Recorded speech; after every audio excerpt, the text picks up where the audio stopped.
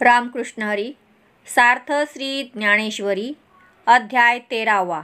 क्षेत्र क्षेत्रज्ञ विभाग योग. भाग 5. श्लोक 7वा. भाग 3. अगाध सरोवरी कमळिनी जियापरी, का सदैवाचिया घरी संपत्ती जैसी. पार्था तेने पाडे क्षमा जया ते वाढे, तेही लक्षे ते पुढे लक्षण सांगो.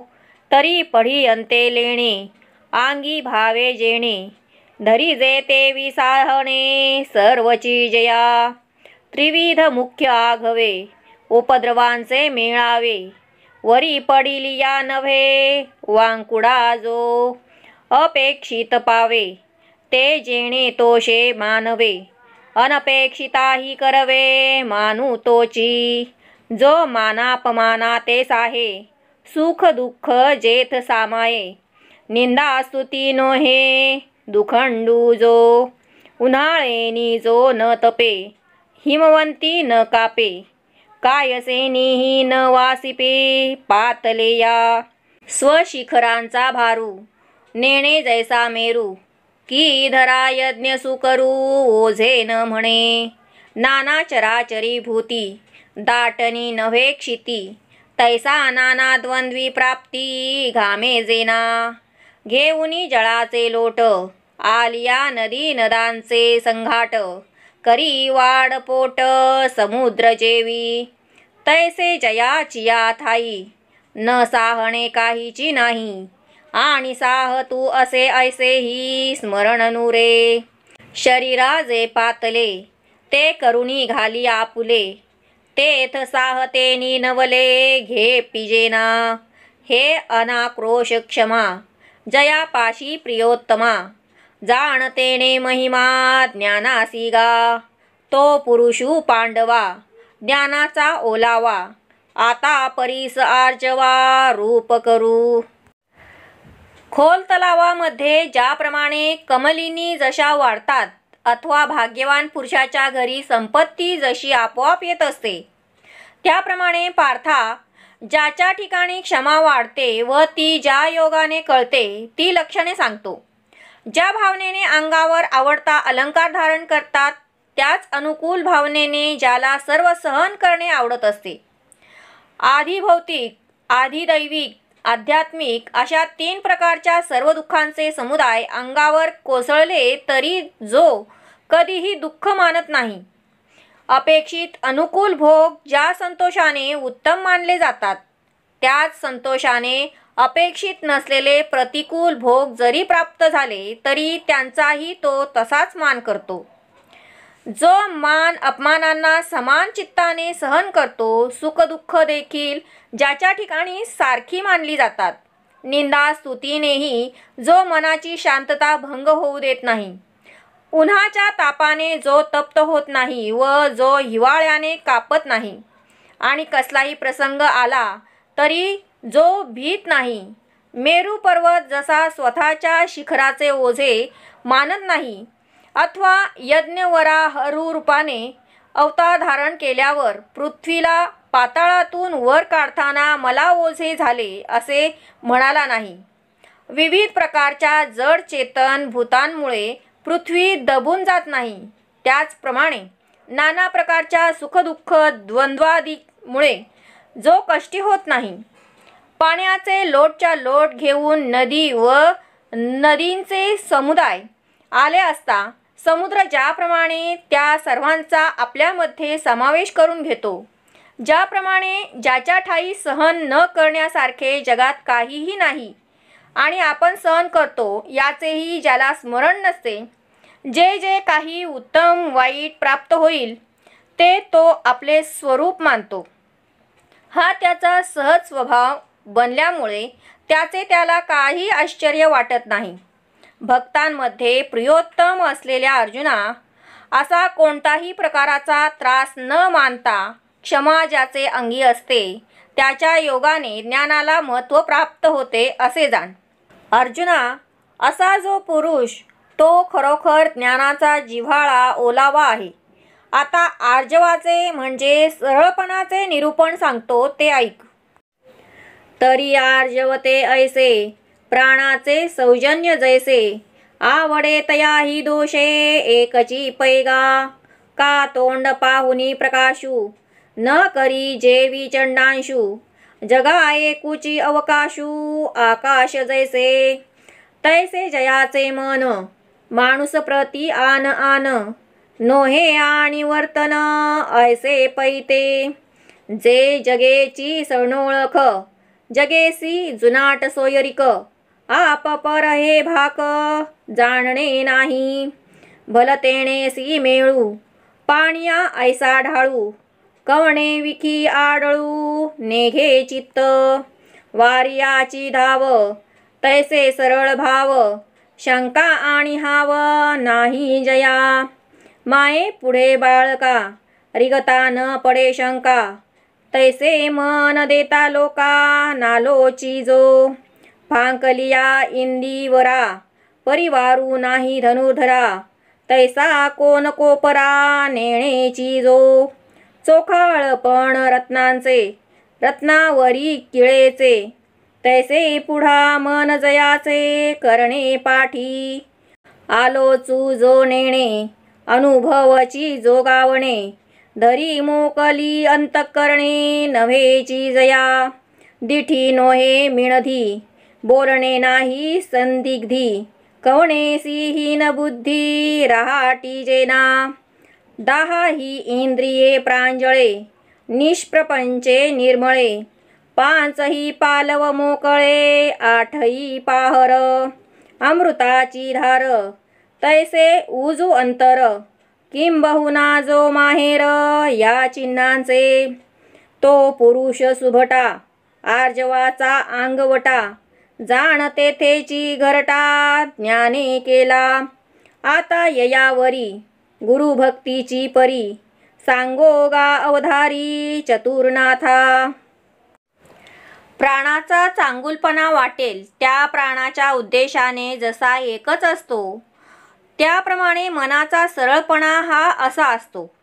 सूर्य जसा मनुष्याच्या तोंडाकडे पाहून प्रकाश देत नाही अथवा आकाश जसे सर्वत्र समान रूपाने पसरलेले असते त्याप्रमाणे ज्याचे मन माणसाबद्दल वेगवेगळे नसते आणि ज्याचे आचरणही वेगवेगळे नसते सारे जगच ज्याला ओळखीचे वाटते त्याचे जगाशी जन्माजन्माचे नाते असते. हा आपला हा परका ही भाषाच त्याचे अंतःकरण जाणत नाही. कोणाबरोबरही ज्याचा स्नेह जुळत असतो पाणी जसे सर्वाशी एकरूप होत असते ज्याप्रमाणे ज्याचे चित्त कोणाविषयीही कसल्याही प्रकारची हरकत घेत नाही वाऱ्याची धाव जशी सरळ असते त्याप्रमाणे त्याच्या अंतःकरणाचे भाव शुद्ध सरळ असतात. कोणाविषयीही त्याला शंका नसते आणि कसलीही इच्छा नसते. आई समोर येताना बाळाला जसा काही विचार करावा लागत नाही त्याप्रमाणे तो लोकांना आपल्या मनातील गुपित सरळपणाने सांगतो. अर्जुना, पूर्ण विकसित झालेल्या कमळाचा सुगंध जसा मर्यादित जागेत दाबून ठेवता येत नाही त्याप्रमाणे आत एक व बाहेर एक असे विचार ज्याच्या मनात नसतात ज्याप्रमाणे रत्नाचा सुंदरपणा दिसण्या अगोदर त्याचे तेज फाकते त्याप्रमाणे कर्म करण्या अगोदर ज्याच्या मनाची धाव पुढे असते जो संकल्प करण्याचे जाणत नाही आणि आत्मानंदात तृप्त असतो तो मनाने कशातही लिप्त होत नाही आणि मुद्दामही कशाचा त्याग करत नाही. ज्याची दृष्टी कपटी नसते ज्याचे बोलणे कधी संशयास्पद नसते आणि जो कोणाशीही क्षुद्र बुद्धीने वागत नाही ज्याची 10 इंद्रिये शुद्ध सात्विक निष्काम असतात आणि पंचप्राण सदैव मोकळे असतात. अमृताच्या धारेप्रमाणे ज्याचे अंतःकरण सरळ असते किंबहुना जो या सर्व गोष्टींचे माहेरघरच असतो. हे वीर पुरुषा, तो मूर्तिमंत आर्जवच आहे. ज्ञानाने देखील त्या पुरुषाचे ठिकाणीच आपले राहण्याचे घर केलेले असते. हे चतुरांच्या राजा, आता यानंतर तुला गुरुभक्तीचा विचार सांगतो तरी इकडे लक्ष दे.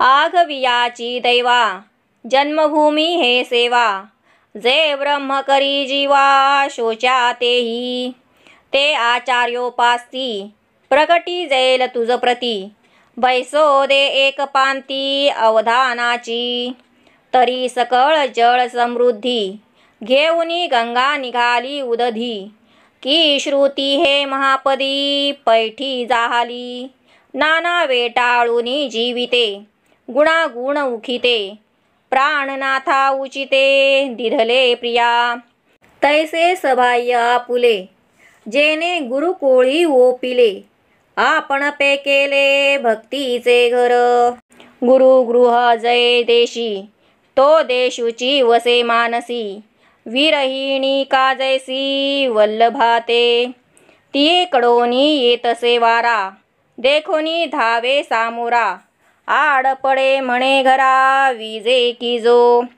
साचा प्रेमाची आभुली तया दिशेसीची आवडे बोली, जीव थानपती करू निघाली गुरुगृही जो, परी गुरु आज्ञा धरिले देह गावी असे एकले, वासरुवा लाविले दावे जैसे, म्हणे कै हे बिरडे फिटेल कै तो स्वामी भेटेल, युगाहुनी वडील निमिषमानी, ऐसे या गुरुग्रामीचे आले का स्वये गुरुनीची धाडिले, तरी गतायुष्या जोडले आयुष्य जैसे, का सुकतया अंकुरा वरी पडली या पियुषधारा, नाना अल्पोदकींचा सागरा आला मासा, ना तरी रंके निधान देखिले का आंधळिया डोळे उघडले, भणंगाची या अंगा आले इंद्रपद,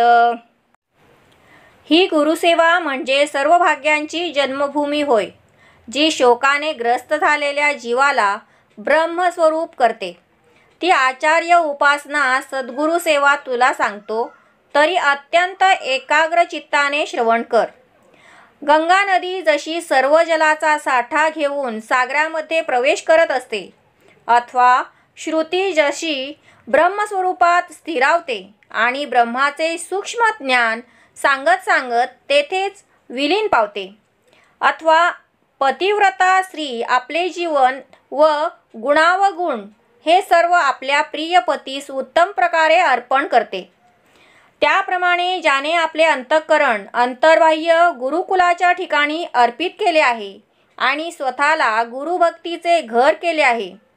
गुरुचे घर ज्या देशामध्ये असते त्या देशाच्या स्मृती ज्याच्या मनात तरंगत असतात, विरहिणी ज्याप्रमाणे आपल्या प्रिय पतीला जशी क्षणमात्र विसरत नाही, त्याप्रमाणे जो गुरुच्या देशाला क्षणभर देखील विसरत नाही, गुरुच्या देशाकडून जो वारा वाहत येतो त्यास सामोरा जाऊन जो मनोभावे नमस्कार करून माझ्या घरी राहावयास या अशी नम्र विनंती करतो.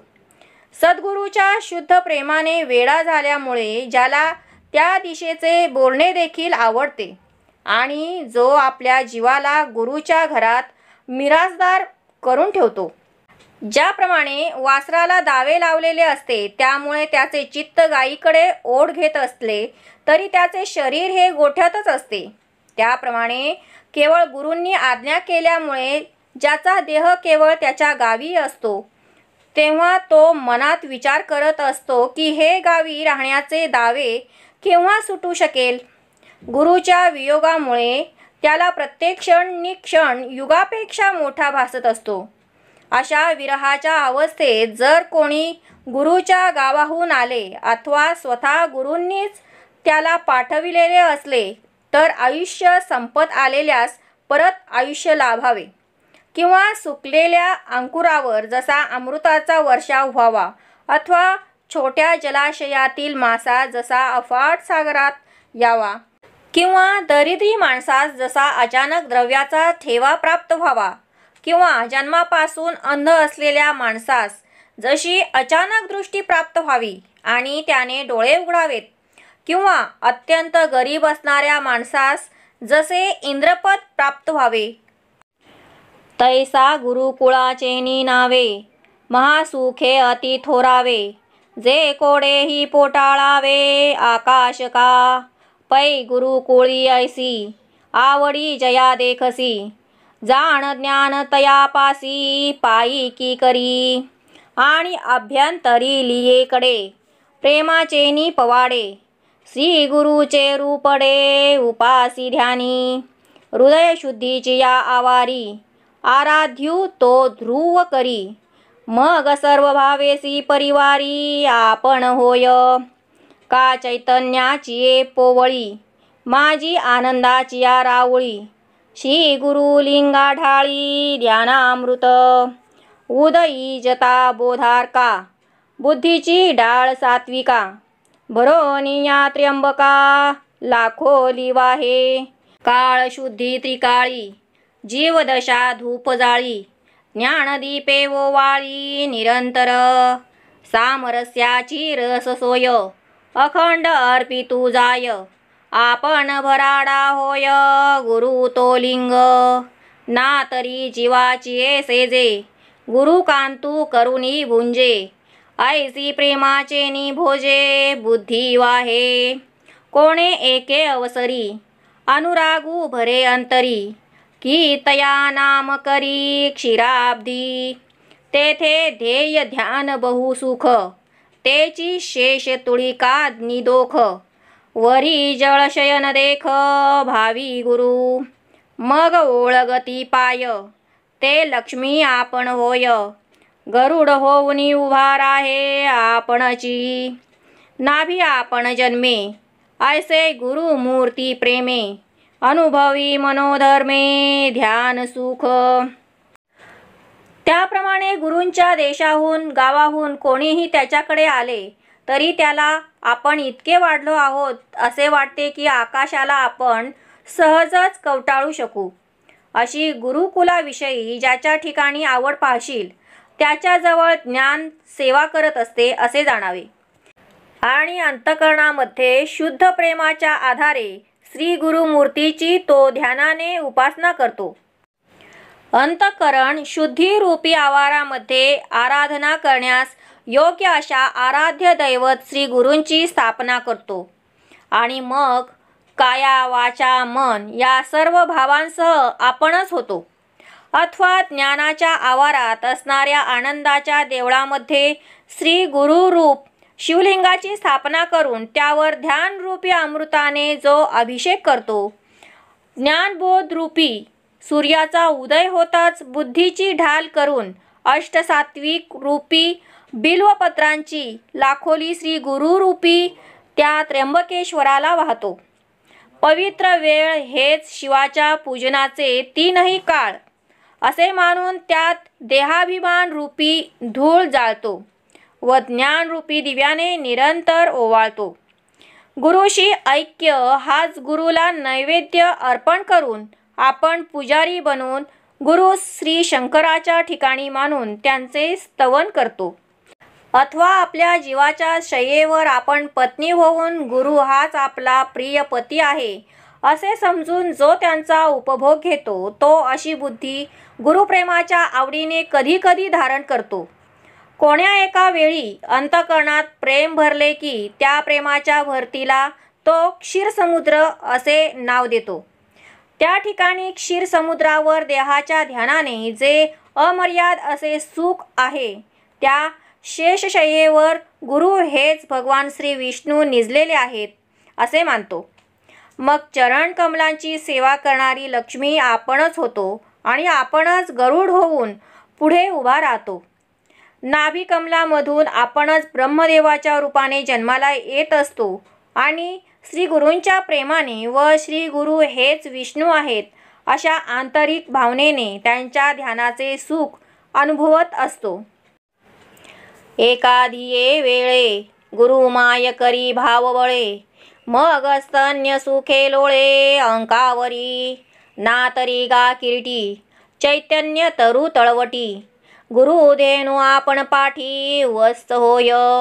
गुरु कृपा स्नेह सलिली आपण होय मासोळी, कोणे एके वेळी हेची भावी.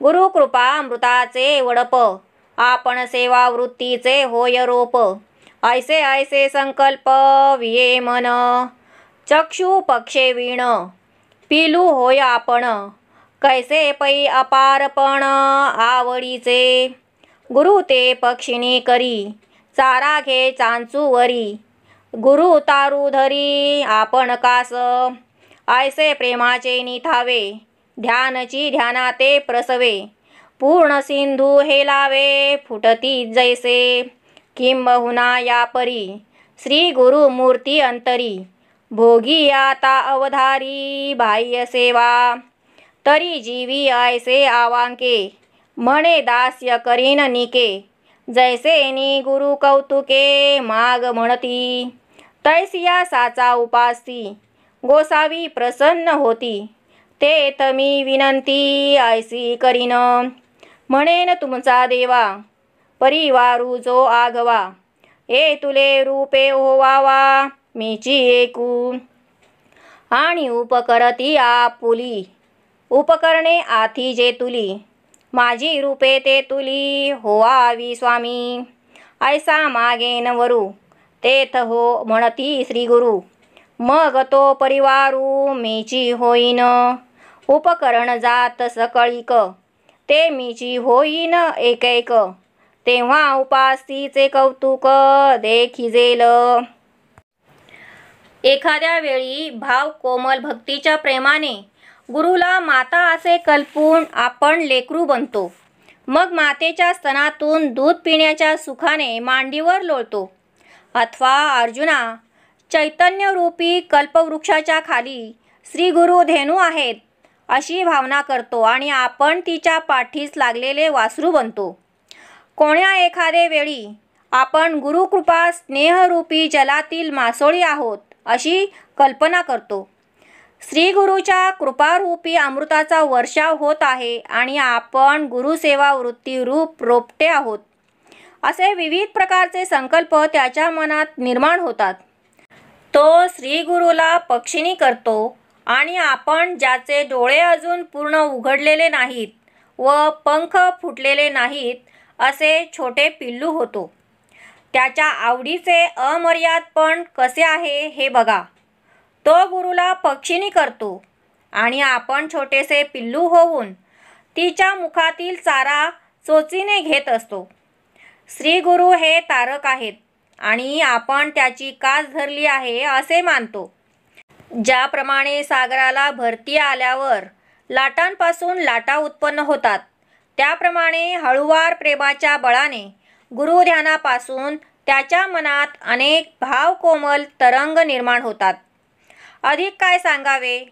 याप्रमाणे तो आपल्या अंतःकरणात श्री गुरुमूर्तीचा भोग घेतो. अशी त्याची मानसिक सेवा असते. आता त्याची बाह्य सेवा कशी असते ते श्रवण कर. तो मनात विचार करतो की मी श्री गुरूंचे उत्तम प्रकारे दास्य करेन, त्यामुळे श्री गुरु कौतुकाने मला काही माग असे म्हणतील. अशा उत्तम सेवेने स्वामी श्री गुरु प्रसन्न होतील तेव्हा मी त्यांना अशी विनंती करेन. त्यांना मी म्हणेन, हे गुरुदेवा, तुमचा जो सर्व सेवक परिवार आहे तितक्या रूपांनी मीच एक व्हावे. आपल्या उपयोगी पडणारी जेवढी उपकरणे आहेत स्वामी, तेवढी माझी रूपे असावीत. त्या उपकरणांच्या रूपाने मीच असावे. अशा प्रकारचा त्यांना मी वर मागीन. तेव्हा गुरु हो म्हणतील. मग मी त्यांचा सर्व परिवार होईन. गुरूंना जीवनोपयोगी पडणाऱ्या जेवढ्या वस्तू आहेत त्यांपैकी प्रत्येक वस्तू मी जेव्हा होईन त्यावेळी उपासनेचे खरे कौतुक दृष्टीस पडेल.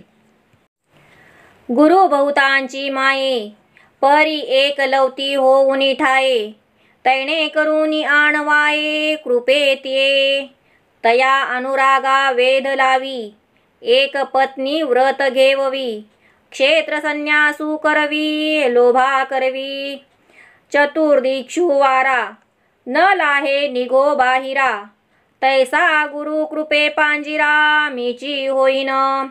आपुलिया गुणांची लेणी, करीन गुरु सेवे स्वामिनी, हे असो होईन गवसणी मीची भक्तीसी, गुरु स्नेहाची वृष्टी मी पृथ्वी होईन तळवटी, ऐसिया मनोरथांची या सृष्टी अनंतारची, म्हणे श्री गुरुचे भुवन आपण मी होईन, आणि दास होऊनी करीन दास्य तेथीचे, निर्गमागमी दातारे जे ओलांडी जती उंबरे, ते मी होईन आणि द्वारे द्वार पाळू, पाहू आम्ही होईन तिया मीची लेववीन, छत्र मी आणि करीन बारीपण, मी तळ उपरू जाणविता, चवरू धरू हातू देता, स्वामी पुढे खोलता होईन मीची होईन सगळा, करू सुईन गुरुळा, सांडिती तो नेपाळा, पडिदा मीची हडप मी ओळगेन, मीची उगाळू घेईन, उळी गमी करीन आंघोळीचे, होईन गुरुचे आसन अलंकार परिधान, चंदनादी होईन उपचार ते, मीची होईन सुवारू ओगरीन उपहारू, आपण पे श्री गुरु ओवाळीन, जे वेळी देवो आरोगिती, तेव्हा पाती कर मीची पांती, मीची होईन पुढती देईन विडा. गुरु हे अनेकांची माऊली आहेत, तरीही गुरूंच्या कृपेस मी आपली शपथ घालून त्यांना फक्त माझी माऊली करून घेईन. गुरूंच्या प्रेमाला माझा छंद लावीन, त्यांच्याकडून एकपत्नी व्रत आचरवीन, आणि त्यांचा लोभ मला सोडून दुसरीकडे जाणार नाही असा क्षेत्रसन्यास करवीन. वारा कितीही वाहू लागला तरी 4 दिशांच्या आतच वाहतो, त्याचप्रमाणे गुरूंच्या कृपेत सर्व बाजूंनी मीच पिंजरा होईन. त्यामुळे गुरुकृपा माझ्या बाहेर जाणार नाही. गुरुसेवा जी माझी स्वामिनी, तिला मी आपल्या गुणांचे अलंकार करीन, त्यांच्या भक्तीला मीच गवसणी होईन आणि त्यांच्या सर्व सेवेला व्यापून टाकीन. गुरूंच्या प्रेमाचा वर्षाव झेलण्यासाठी मी खाली पृथ्वी होईन, त्याप्रमाणे तो मनोरथांच्या अनंत सृष्टी निर्माण करत असतो. तो म्हणतो गुरूंच्या राहण्याचे घर मी स्वतः होईन आणि मी दास होईन, त्या घरातील सर्व कामे करीन. गुरु जाण्या येण्यासाठी जे उंबरे ओलांडतात ते उंबरे मी होईन. दारे व द्वारांचा द्वारपालही मीच होईल. श्री गुरूंच्या पादुका मीच होईन. मी त्या पादुका त्यांच्या चरणकमलात घालीन. छत्र देखील मी होईन आणि छत्र धरण्याचे काम देखील मीच करीन. श्री गुरु चालताना खोलगट जागा, उंच जागा याची जाणीव करून देणारा, चौरी धारण करणारा, बिकट जागेवरून चालताना आधारासाठी हात देणारा, श्री गुरूंपुढे चालणारा हुजऱ्या मीच होईन. श्री गुरूंची झारी धरणारा शार्गीद मी होईन. त्यांना चूळ भरण्यासाठी मी झारी होईन. त्यांच्या हातावर पाणी मी घालीन आणि चूळ टाकण्याचे निर्मळ तस्तही मीच होईन. श्री गुरूंचे तांबूळ पात्र धारण करणारा मी होईन. त्यांना विडा मी देईन. त्यांनी चघळलेला विडा मी हातात घेईन. त्यांच्या स्नानाची देखील सोय मी करेन. श्री गुरूंचे आसन मी होईन. त्यांच्या अंगावर घालायचे अलंकार व नेसायचे वस्त्र मी होईन आणि चंदनादी उपचार मीच होईन. मी आचारी होऊन त्यांना अनेक प्रकारचे उपहार वाढीन. मी आपलेपणाने श्री गुरूंना ओवाळेन. श्री गुरु ज्यावेळी भोजनास बसतील त्यावेळी त्यांच्या पंक्तीचा लाभ मी घेईन व भोजनानंतर त्यांना मी विडा देईन.